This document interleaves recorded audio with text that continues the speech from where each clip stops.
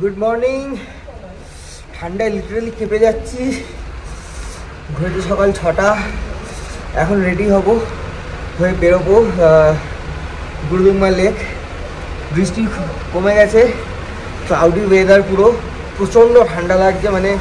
আর তার মধ্যে জামা কাপড় জুতো সব ভিজে পড়া ছাড়া কোনো অপশানও নেই, ভিজেগুলোই পড়তে হবে। প্রচণ্ড ঠান্ডা লাগছে। চলো ঝটপট রেডি হই, একদম রেডি হয়ে নিচে চলে যাব, কোনো অপশান নেই আজকে ভিজে পড়া ছাড়া।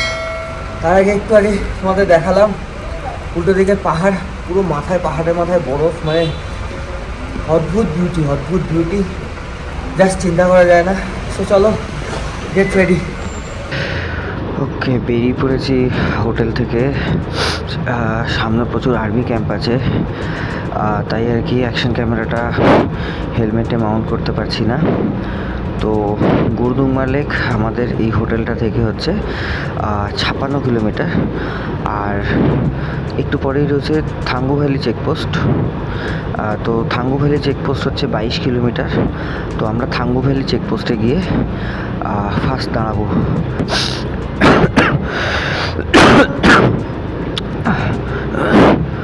ওকে, চলো এগিয়ে যাওয়া যাক। চলে এসেছি থাঙ্গু ভ্যালি। প্রচণ্ড ঠান্ডা লাগছে।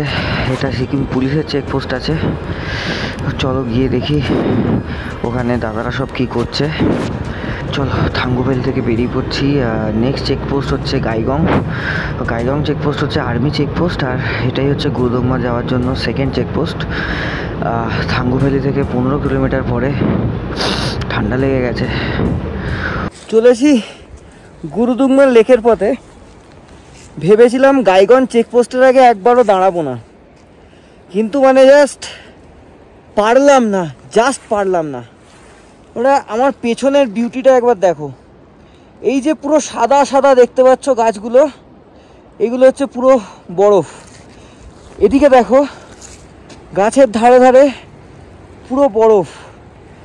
আমি যদি একটু কাছে যাই, এই দেখো বরফ।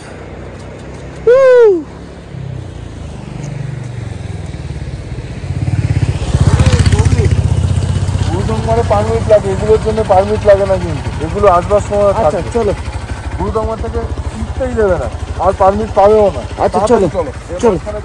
ওকে, সো পৌঁছে গেছি গাইগং চেকপোস্ট। কেঁপে মরে যাচ্ছি, মানে গায়ে লাগছে না, হাত পা নাক অলরেডি দেখে তোমরা বুঝতে পারছো ভীষণ ঠান্ডা লাগছে। আর বেশি হাঁটাহাঁটি করলে একটু অসুবিধা হচ্ছে, তো সেই কারণে খুব বেশি হাঁটাহাঁটি করছি না। বাকি মানে এখনো পর্যন্ত বাইকের পারফরমেন্স তো মানে জাস্ট আনবিলিভেবল। কানটা খুলে রাখি, একটু হলেও বেশি অক্সিজেন পাবো।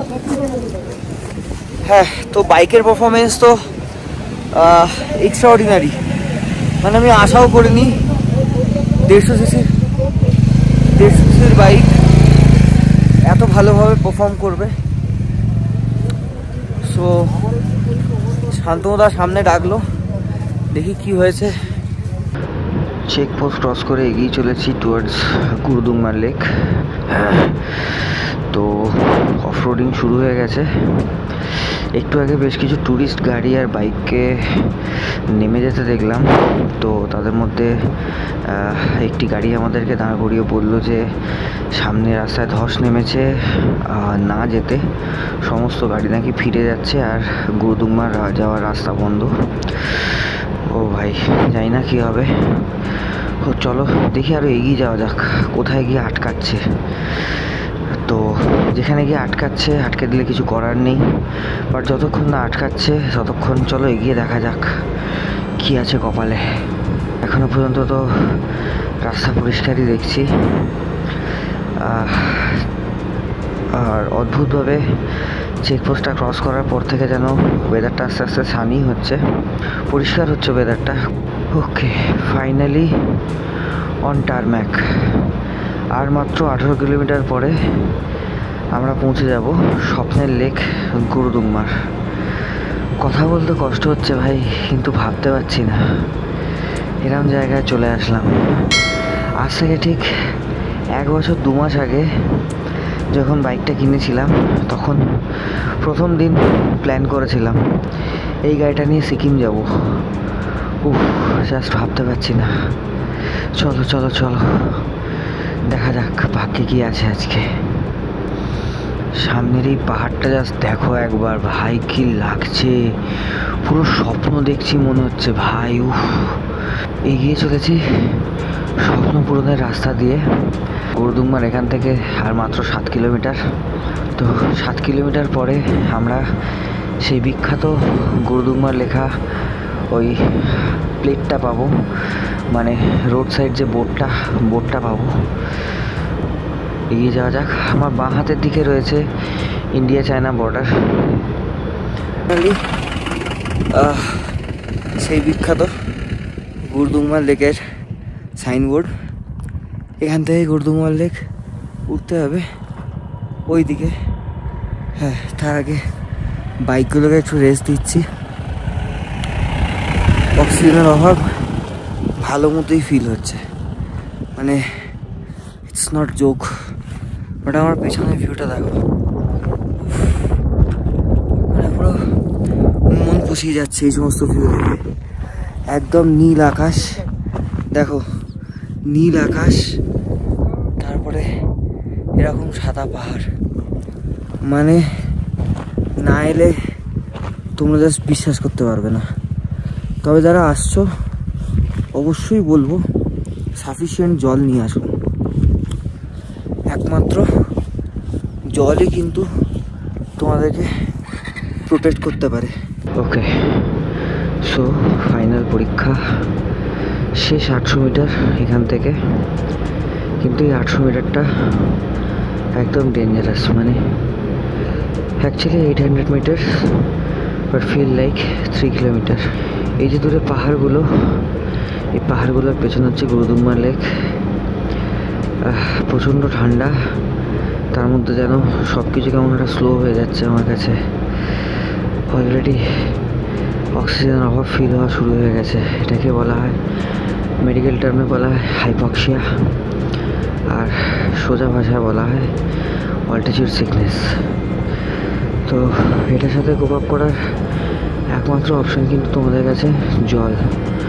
চলো, এলিভেশন শুরু হয়ে গেছে, সেফলি পৌঁছতে হবে। অনেকে এগিয়ে গেছে, আরও কিছু বাইক পিছনে আছে। ও ভাই, চলো।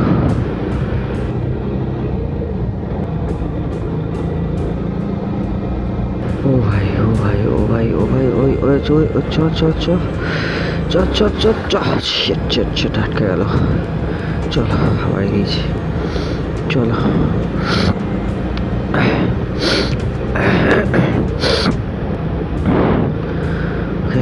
এখানে তো 3টে স্টেপ এলিভেশন আছে। ফার্স্ট স্টেপ এলিভেশন পেরিয়ে গেছি। সেকেন্ড স্টেপ এলিভেশন তোমরা দেখতে পাচ্ছ ওই দূরের, এটা হচ্ছে সেকেন্ড স্টেপ এলিভেশন। এই এলিভেশনটা ক্রস করলে থার্ড এলিভেশন যেটা, সেটাই হচ্ছে গুরুদুম্বার লেক। তো অ্যাপ্রক্সিমেটলি আমার মনে হয় প্রায় 2000 ফিট হাইট উঠছে। মানে গাইগং চেকপোস্ট হচ্ছে 15,000 ফিট অ্যাপ্রক্সিমেটলি। তো তারপরে এটা হচ্ছে 17,500, তো প্রায় 2,500, মানে 2,500 ফিট হাইট উঠছে। ভাই ভাই ভাই, কনসেন্ট্রেট ভাই, শিট ইয়ার। এই এলিভেশনগুলো না মানে হঠাৎ করে চলে আসছে, মানে বোঝা যাচ্ছে না ঠিক কোন জায়গাটা এলিভেশন, কোন জায়গাটা ডাউন আছে। মানে আগে থেকে আর কি বোঝা যাচ্ছে না, এটাই ডিফিকাল্ট। ও ভাই, চলো সেকেন্ড স্টেপ এলিভেশনে অলমোস্ট কাছে চলে এসেছি। আবার আটকে গেল বাইকটা। চল চল চল চল, শিট আর পড়ে গেছে দুজন। দেখি হেল্প করতে পারি কিনা। শিট यार, চলো চলো চলো চলো চলো ভাই, ও ভাই, ও ভাই, ও ভাই, ও ভাই, ভাই ভাই, আমি পড়ে গেলাম।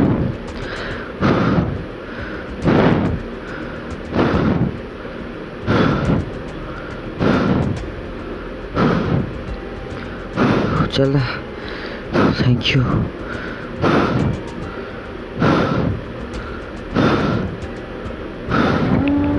চলো আবার স্টার্ট করবো। মানে কী করে যে পড়ে গেলাম, এই আর বাইক স্টার্ট হচ্ছে না। চলো স্টার্ট হচ্ছে।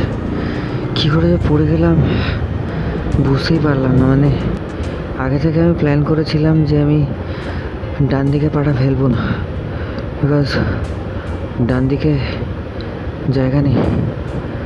চলো দেবে যাওয়া দাঁড়িয়ে গেল কেন? এই জায়গাটা মোস্ট ডিফিকাল্ট, সেকেন্ড স্টেজ এলিভেশনটা। ম্যাক্সিমাম বাইক যারা আটকানোর থাকে এই জায়গাটাতেই আটকে যায়। আর অ্যাকচুয়ালি এই জায়গাটাতে একটু আগে থেকে মোমেন্টাম নিয়ে তোমাদেরকে উঠতে হবে। তো আমার মনে হয় দেবেশদা মোমেন্টামটা লস করে ফেলেছে। সেটি আর অনির্বাণদাও পড়ে গেল, বাট আমি আর নামার ক্ষমতায় নেই।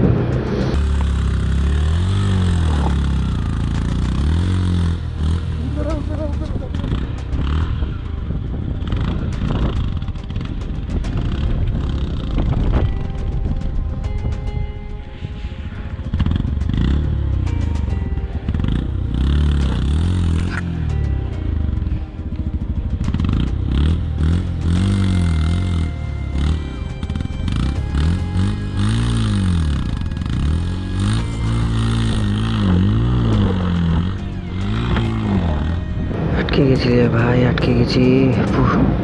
চলো স্লো স্লো এগোচ্ছি, সেম যেটা বলছিলাম। তো জায়গাটা, এই জায়গাটাই হচ্ছে অ্যাকচুয়ালি আটকে যাওয়ার জায়গা। এই জায়গাটা পেরিয়ে গেলে ওই যে দেখো দূরে দেখা যাচ্ছে থার্ড স্টেজ এলিভেশন। ওই এলিভেশনটাই হচ্ছে গুরুদুম্বার লেক। রাস্তাটা এই জায়গাটা কিছুটা ভ্যালির মতো হয়ে যাচ্ছে, খুব একটা ডিফিকাল্ট নেই, জাস্ট স্লাশ রয়েছে, বাইকের চাকা টেনে নিচ্ছে, এইটুকুই জাস্ট। আর আশা করি কষ্ট নেই। আবার আটকে গেছি। কি রে ভাই, চল চল। অ্যাকচুয়ালি প্রবলেমটা হচ্ছে না, ট্যাঙ্কে পেট্রোল রয়েছে বাট পেট্রোলকে জ্বালাবার মতো অক্সিজেন নেই। তো গাড়ির আওয়াজটাই কেমন যেন একটু অন্যরকম ফিল হচ্ছে আমার নিজের কাছে। তোমরাও বুঝতে পারবে আশা করি যখন ভিডিওটা দেখবে, কেননা গাড়ির আওয়াজটাই পাল্টে গেছে। ও ভাই, ও ভাই, চলে এসছি, চলে এসছি। Just 50 metre, 50 metre. চলো চল চল চল পার্টনার, চল, সাবাস, চল ভাই চল।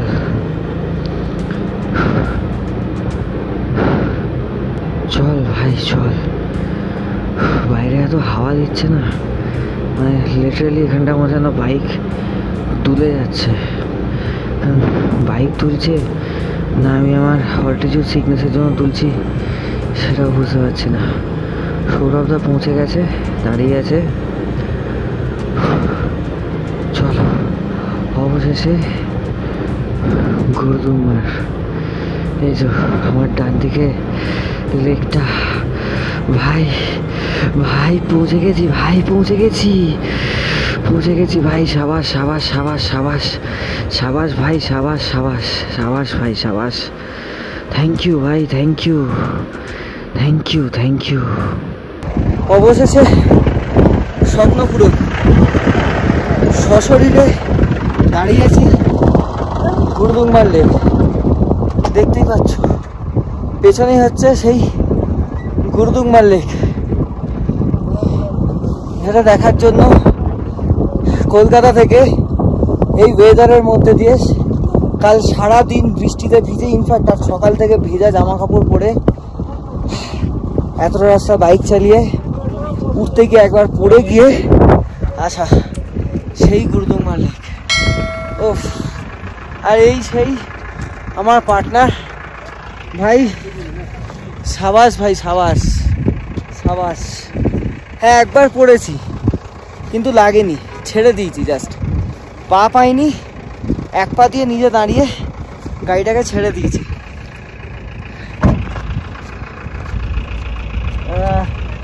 গাড়িরও কোনো ড্যামেজ হয়নি, আমারও হয়নি।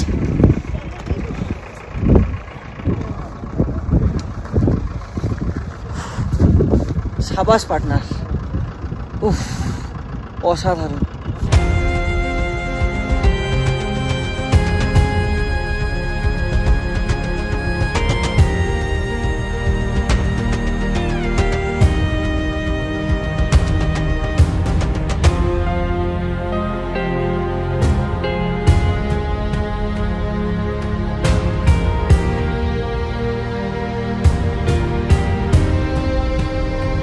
যে মানুষগুলোর জন্য গুরুদুংমা এসে পৌঁছানো, এই হচ্ছে আমাদের বস কাম টিচার কাম ট্যুর অর্গানাইজার, বুকের ভরসা, এভরিথিং। সব নিজেরা এসছে, আমরা তো শুধু মানে প্রথম দিন থেকে বলে আসছে চাপ নিও না, আমার ওপর বডি ফেলে দাও, সত্যি তাই। আর দ্বিতীয় হচ্ছে এই যে আমাদের অ্যাভেঞ্জার, সবার পিছনে থেকে সবাইকে প্রোটেক্ট করে যাচ্ছে, বস নাম্বার 2। শরীর ঠিক আছে? আর এই হচ্ছে বল ভরসা সব, শান্তনুদা, মানে সব সময় কিচ্ছু হবে না, চল, একদম নো চাপ। তো এই তিনজনের ভরসা এখানে আসা, মানে আশাটা যে কি জিনিস কথা বলে কথায় প্রকাশ করা যাচ্ছে না। আবার ভাইজার খুলে ফেলতে হলো, ভাইজার বন্ধ রাখলে নিঃশ্বাসে বেশি কষ্ট হচ্ছে। আমরা অনেকটা টাইম স্পেন্ড করেছি, প্রায় 1 ঘন্টার উপরে। সো বুঝতেই পারছো আমাদের হাত পা ঝিমঝিম হওয়া শুরু হয়ে গেছে, মানে ব্রেক মারছি আর ক্লাস মারছি, কী করছি বুঝতে পারছি না। তো জাস্ট ওই 15,000 ফিট ক্যাফেটা অবধি যেতে পারলে অনেকটা রিলিফ পাবো, কিন্তু এখান থেকে 15,000 ফিট ক্যাফে হচ্ছে প্রায় 18.800 কিলোমিটার। পারছি না, শরীর পারমিট করছে না একদম। সো যে কথাগুলো না বললেই নয়, মৃগাঙ্কদা thank you, TWM thank you, পুরো টিমকে থ্যাংক ইউ, এত সুন্দরভাবে গাইড করে এখানে নিয়ে আসার জন্য। আর সত্যি কথা থ্যাংক ইউ ইয়ামাহা, এরকম একটা বাইক প্রোডাকশন করানোর জন্য। সত্যি বাইকটা ভীষণ পাওয়ারফুল, আমি আজকে বুঝতে পারলাম। সিটিতে চালাই, এমনি নর্মাল রোডে চালাই, টুকটাক পাহাড়েও এই প্রথমবার চালালাম। এটা এত পাওয়ার যে বাইকটা রয়েছে ফিল করতে পারিনি। চলো, 150 সিসির বাইক এরকম সুন্দর পাওয়ার দেবে বুঝতে পারিনি। চলো একদম সোজা হোটেলে গিয়ে কথা হচ্ছে।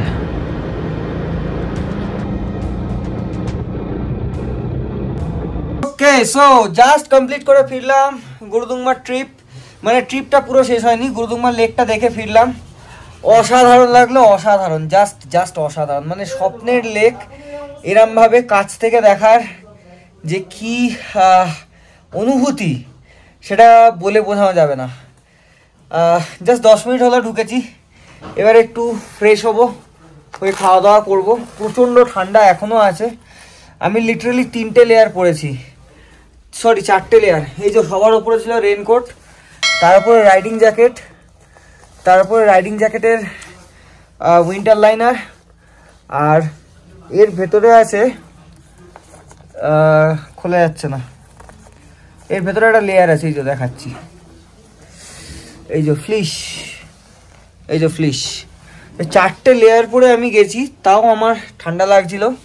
তবে ঠান্ডায় মেন কষ্ট হয়েছে হাতে, অন্য কোথাও কিন্তু অতটা কষ্ট হয়নি। সো সাকসেসফুল ছিল, ওয়েদার খুব ভালো পেয়েছি, বাট লাচেনের ওয়েদার এখনও বৃষ্টি বৃষ্টি হয়ে আছে, মাঝে মাঝে রাস্তায় বৃষ্টি হচ্ছে। সো চলো ফ্রেশ হয়ে খাওয়া দাওয়া করে নিই, আবার কালকে বেরোবো টুয়ার্ডস লাচুং। আজকের মতো দিনটা এখানেই শেষ করলাম, টাটা।